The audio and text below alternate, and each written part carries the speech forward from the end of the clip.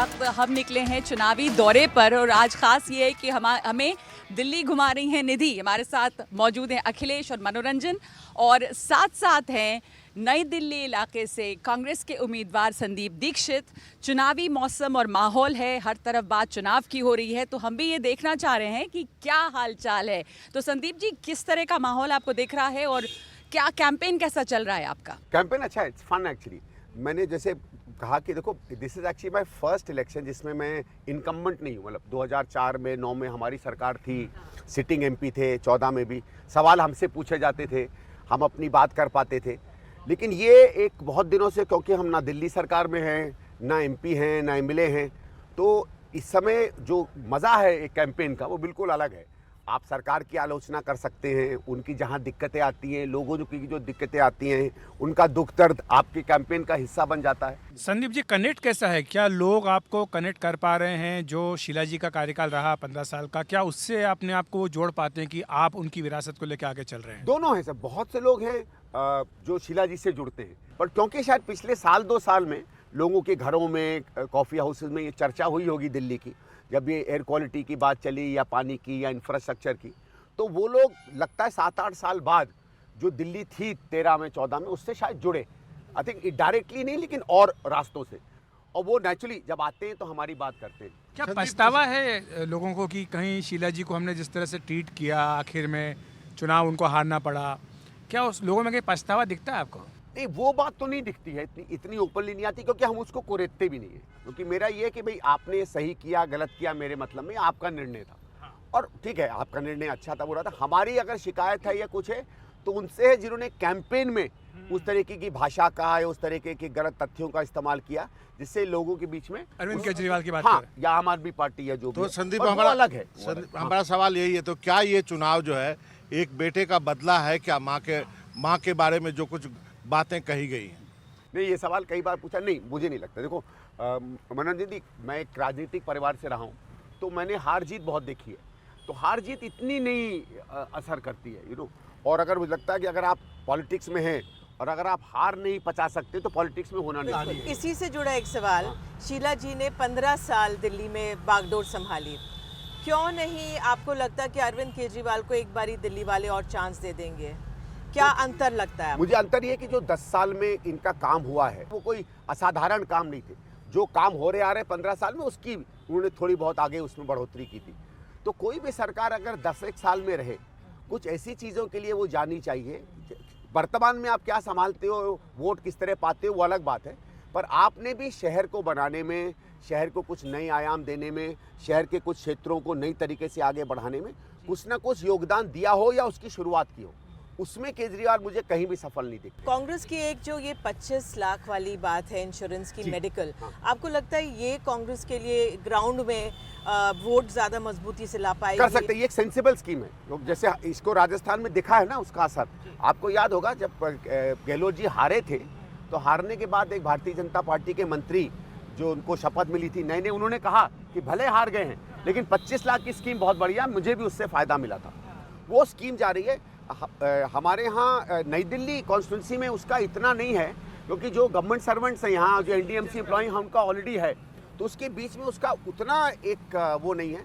और दूसरा, हमारे यहाँ प्राइवेट कॉलोनीज में भी इसका इतना नहीं है, क्योंकि वो लोग अपनी इंश्योरेंस रखते हैं। कुछ जो क्लस्टर्स हैं और कुछ ऐसे इलाके हैं जहाँ बहुत ज़्यादा समृद्ध वर्ग के लोग नहीं रहते हैं, उसमें उसकी एक कनेक्ट है जी। लेकिन एक और, ये जो स्कीम की बात आपने की ना, सारी पार्टियां वही दे रही हैं। महिलाओं के खाते में पैसे हैं, मुफ्त बिजली है, पानी है, तो यूएसपी क्या है कांग्रेस का? आप क्या बोलते हैं? What do you tell them? क्या आप क्या अलग करेंगे?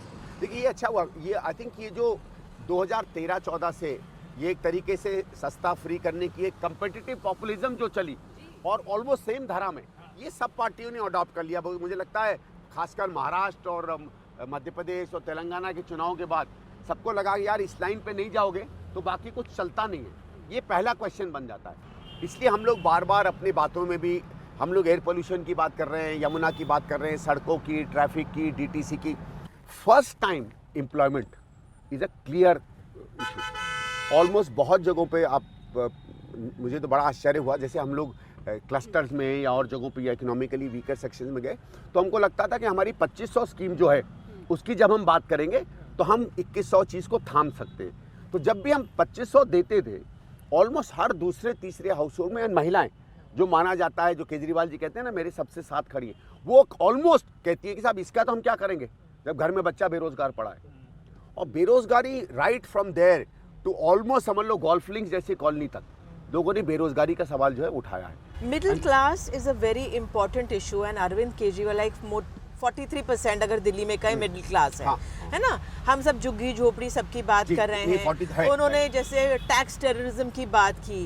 ये जो बेस है, इस पे कांग्रेस का क्या नजरिया है? हालांकि कांग्रेस यूथ के लिए अप्रेंटिसशिप की बात कर रही है ना, वो कर रही है, लेकिन जो ये मिडिल क्लास है, is this the new focus जिस पे पॉलिटिकल पार्टीज को दिल्ली में ध्यान देने की जरूरत है? हाँ। जो मुझे लगता है कि जो पिछली साल 2 साल में ये स्लू आई है, ये भी फ्री कर देना, वो भी फ्री कर देना, उनके मन में अब सवाल आने लगा है कि यही क्या है जो हम लोग चाहते हैं। और उनके लिए जो इंफ्रास्ट्रक्चर का इशू था, मेट्रो का, ट्रांसपोर्ट का, सड़कों का, और उनके अंदर में एयर पोल्यूशन है।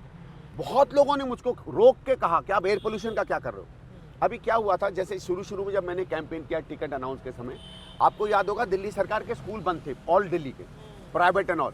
सो lot of mothers asked me कि मेरे बच्चे की तुमने शिक्षा खत्म कर दी। वो एक समय में था, लेकिन वो कभी कभी ये इंस्टेंसेस किसी इशू को लोगों के दिमाग में एकदम ले आते हैं सामने। वो तो एयर पोल्यूशन का सवाल, और बार बार उन्होंने हमसे पूछा आप कर रहे हो कुछ कि नहीं इसके बारे में। संदीप जी, एक चीज़ है, इस चुनाव में राहुल गांधी ने अपनी रैली में ये साफ कर दिया कि अरविंद केजरीवाल कांग्रेस के सबसे बड़े दुश्मन है, आम आदमी पार्टी। उन्होंने डायरेक्ट हिट किया, कहा कि झूठ बोलते हैं, डरते हैं, सबसे बड़ा शराब घोटाला किया। तो एक तरह से आपका दुश्मन आइडेंटिफाई हो चुका है इस चुनाव में कि आम आदमी पार्टी है। देखिए दोनों हैं। आप देखो अगर पिछले 7-8 साल में भी हम लोग कंटिन्यूअसली नेशनल लेवल पे खासकर बीजेपी पे हम लोग हमला बोलते रहे। यहाँ कभी कभी लोग कहते हैं कि साहब आप बीजेपी पे उतने हमलावर क्यों नहीं हो। सी बीजेपी इनकम्बेंट नहीं है भाई। अगर सड़क खराब है तो मैं मोदी से कैसे सवाल पूछूं कि सड़क टूटी हुई है। ठीक है, एयर पोल्यूशन पे, जमुना पे हम उनको भी पूछते हैं। दिल्ली में झुग्गी झोपड़ी को हाउसिंग नहीं मिली, उसमें बीजेपी का भी रोल है।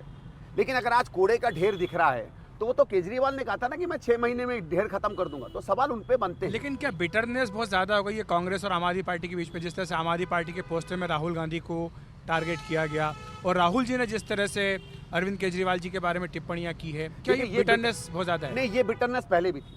और अगर लगे किसी को लगे कि 2004 के चुनाव में ये चीज़ फील्ड में नहीं थी, ऐसा नहीं था। मैं भी कैंपेन कर रहा था। जैसे मैं जिस एरिया में रहता हूँ वहाँ आम आदमी पार्टी को सीट मिली हुई थी। आम आदमी पार्टी कांग्रेस के कार्यकर्ताओं में हम लोगों ने कुछ मीटिंग साथ भी की, कन्वीनियंस की थी। अरे आपने तो लोकसभा चुनाव 8 महीने पहले वही मैं कह रहा हूँ, इसीलिए मैं कह रहा हूँ उसमें भी सोनिया जी ने बॉनहॉमी नहीं थी। वही मैं कह रहा हूँ, आपस में कोई कार्यकर्ता में बॉनहॉमी नहीं थी। भले ऊपर अलायंस था, वोट दे दिया लोगों ने, लेकिन ये लगे कि हम कोई बड़े दिल से उनके लिए काम कर रहे थे या उनके लोग बड़े दिल से हमारे लिए काम कर रहे थे, नहीं। जो बिटरनेस की मैं आपको बात कर रहा हूँ, वो बिटरनेस कांग्रेस कार्यकर्ताओं में 2013-14 के बाद जिस तरीके से कांग्रेस को बदनाम किया।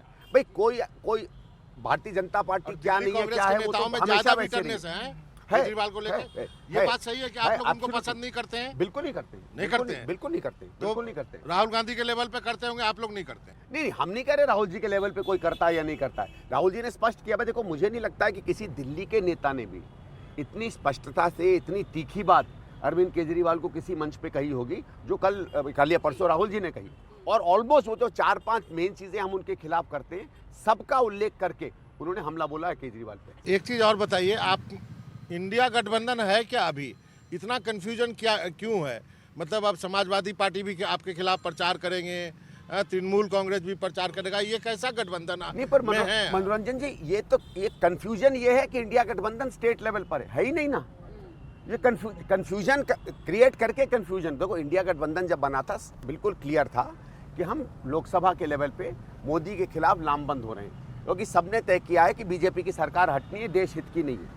जितने उसके पैरामीटर्स थे, जितनी चीज़ों पे इन्होंने एकता दिखाई, कॉमन एक प्रोग्राम बनाया, सब सेंट्रल लेवल का था।